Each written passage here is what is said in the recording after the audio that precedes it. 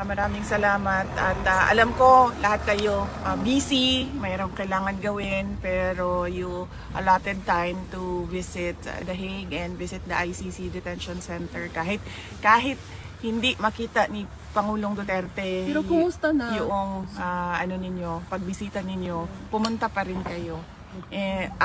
Pag pumapasok kami doon sa loob, sinasabi namin lagi sa kanya na merong mga kababayan na nasa labas na nagpapakita ng suporta sa kanya. Kumusta na siya? Hindi ko siya nakita. Nakita ko siya noong Tuesday. Hindi ko siya nakita today. Ang schedule ng pagbisita ngayong araw na ito ay kay Hanilet at kay Veronica. Any update with the case, BP? Hindi niyo ba nakausap si... Well, I think lawyer? he's just only limit with answers, Attorney Kaufman, in terms of Ang sabi po ni Attorney Kaufman, either today raw po or Monday lalabas yung listahan ng defense team. So lalabas daw po 'yon sa court records either today. Pero napag-usapan po ba ninyo to ni Attorney Kaufman? Yes, napag-usapan namin pero sila na lang siguro mag-update sa inyo kung ano yung mga ginagawa ng mga lawyers. So kung sinabi niya na ilalabas nila yung mga pangalan ng mga lawyers at personnel na kasama doon sa team, antayin na lang natin na lumabas yung document. Ma'am, nabanggit niyo rin po last time na sabi niyo po na inaayusin niyo lang po ang system dito sa The Hague. Yung system po yung tungkol po dito sa case ni former President. And ngayon po ma'am, nalalabas na po either today or Monday yung list ng names ng defense team.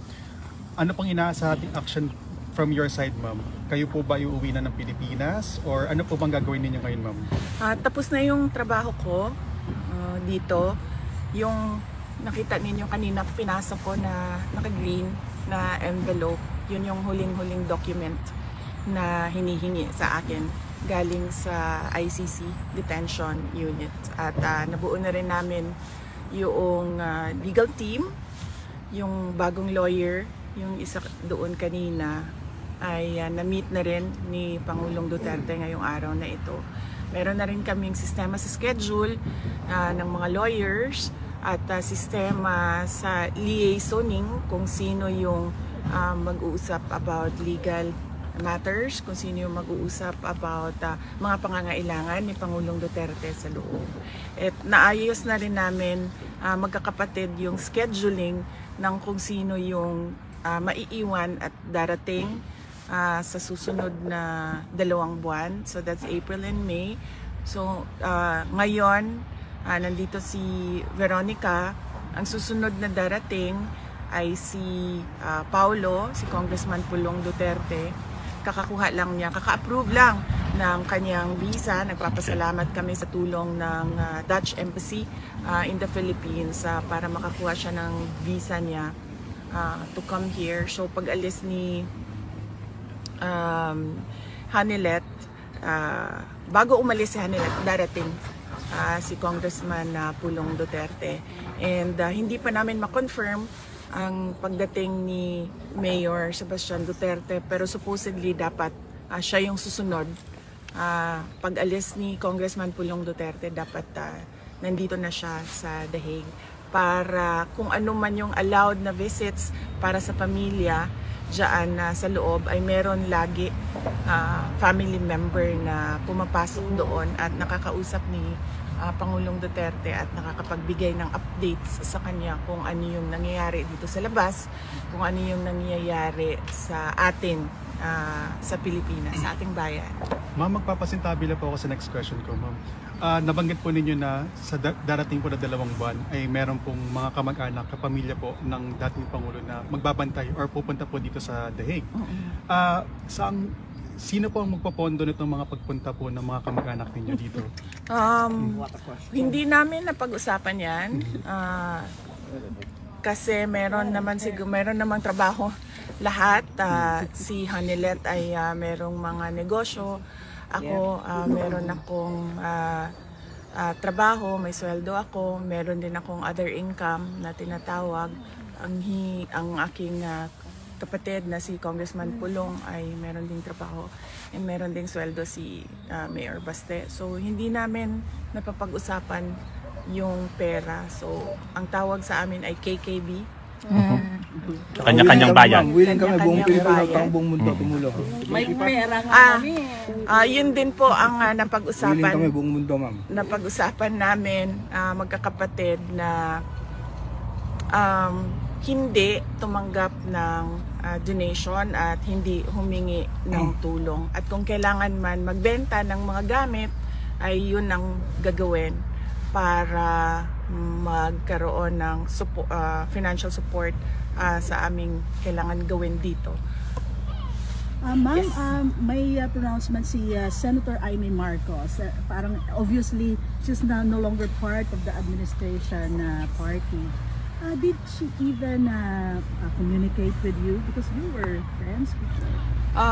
We're still friends, ma'am. Opo. Inimbita nga niya ako doon sa second hearing, ma'am. Unfortunately, the last 4 days dito medyo hectic na siya kasi tinatapos na namin yung organization at sistema. So medyo hindi ko na. At saka 3 a.m. kasi sa oras natin dito yung kanilang hearing doon. So medyo mahirap talaga siya para sa akin na umattend ng second hearing. Pero kung meron namang future hearings na meron silang tanong sa akin tulad ng kung anong nangyari sa Hong Kong or anong nangyari pagdating ni Pangulong Duterte sa Manila, willing naman po ako sumagot. At yes, so yun, inimbita niya ako, ma'am, kaso hindi kaya ng schedule ko na gumawa na umattend online. But I am open in the future hearings in the event that she needs my input in the committee hearings that she is conducting in the Senate. At magkaibigan pa rin kami, ma'am. Hanggang ngayon, wala namang problema doon. I think siguro I would like to believe, I do not know her side, but I would like to believe that the friendship is already beyond politics dahil sa mga nangyari. Hindi magandang nangyari at meron pa rin kaming open lines of communication. Dalawa lang yun, ma'am. It's either nagpa-plastikan kami or it's really beyond friendship. I would like to believe that it's beyond politics already. So I would like to believe it's a friendship beyond politics already. Vice President, there's a statement by the Senate President, Chis Escudero, that he said, as of February, you are now not a longer Vice President anymore. It's a contradictory statement. It's because the impeachment process is not even started. So how are you going to react with regards to his statement that you are no longer president as of February? Okay.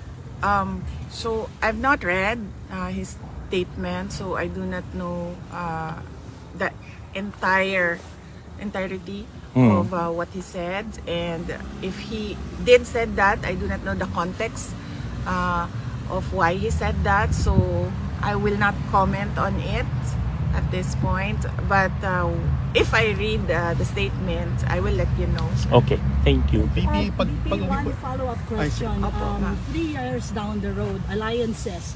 Medyo parang yung alliances nyo when you did allied with the Marcoses now is no longer there. Are you still willing to make alliances with other political figures or families?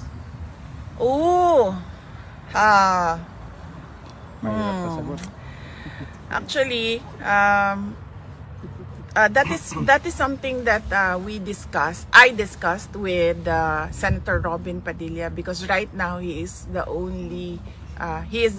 president of PDP Laban, and their chairman, former President Rodrigo Duterte, is inside the detention unit. So I was asking him what his plans are, because PRD is no longer there to campaign, and he said that he's planning. Ako ata yan. Sorry, tingnan ko lang po sino yung tumatawag.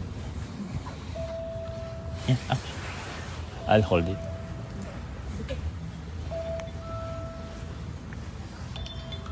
Sandali, excuse me. Yeah.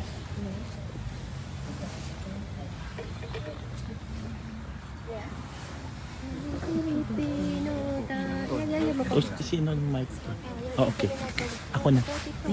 Pansamantala lang po umalis sa ating meeting. Ako na. Anton. Update lang, may kausap So, pansamantalang napigil po yung interview natin kay VP Sara mga partner. Emergency call lang po. So, babalik po tayo tapos na. Has to be asked.